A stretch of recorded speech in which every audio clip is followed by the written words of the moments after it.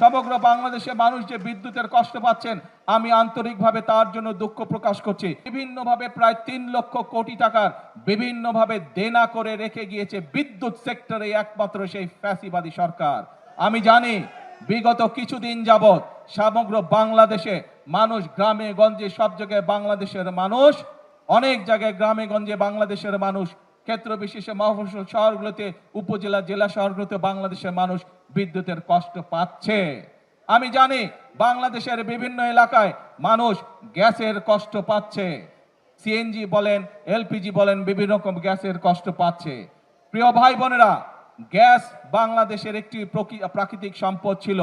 বিগত 17 বছর বাংলাদেশের নিজস্ব যে প্রাকৃতিক সম্পদ, যে গ্যাস কূপগুলো ছিল, স্বৈরাচাররা একটি গ্যাস কূপ নতুন করে তারা খনন করেনি বা করতে দেয় নাই সরকারি সংস্থা যেটি আছে, বরং তারা এই পুরো সেক্টরটিকে বিদেশিদের হাতে ছেড়ে দিয়েছিল। আপনাদের নির্বাচিত সরকার রাষ্ট্র পরিচালনার দায়িত্ব পাওয়ার সাথে সাথে আমরা সিদ্ধান্ত গ্রহণ করেছি, বাংলাদেশ পেট্রোলিয়াম কর্পোরেশন যে বাপেক্স আছে, অর্থাৎ সরকারি যে সংস্থা আছে, তারা দেশের মাটিতে গ্যাস খনন কার্যক্রম দ্রুত শুরু করবে, যাতে করে এই গ্যাস কূপের খনন নিয়ন্ত্রণ বাংলাদেশের মানুষের হাতে থাকে।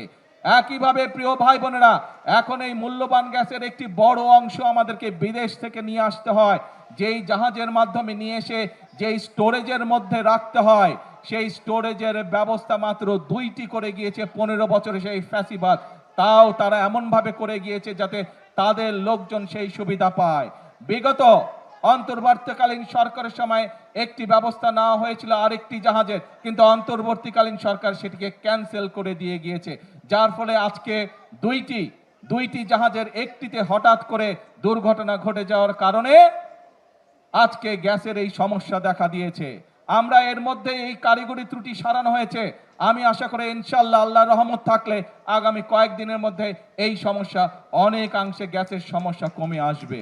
প্রিয় ভাই বোনেরা, সমগ্র বাংলাদেশে মানুষ যে বিদ্যুতের কষ্ট পাচ্ছেন, আমি আন্তরিকভাবে তার জন্য দুঃখ প্রকাশ করছি। কিন্তু এই সরকার আপনাদের সরকার, এবং আমরা কাজ করছি যত দ্রুত সম্ভব মানুষকে এই কষ্টের হাত থেকে রক্ষা করার জন্য। আমরা আশা করছি সবকিছু ঠিকঠাক থাকলে আল্লাহর রহমতে, সবকিছু ঠিকঠাক থাকলে আল্লাহর রহমত থাকলে দ্রুতই আমরা এই অবস্থা থেকে মানুষকে বের করে নিয়ে আসতে পারবো, যাতে করে মানুষ কিছুটা হলেও স্বস্তি লাভ করতে পারে।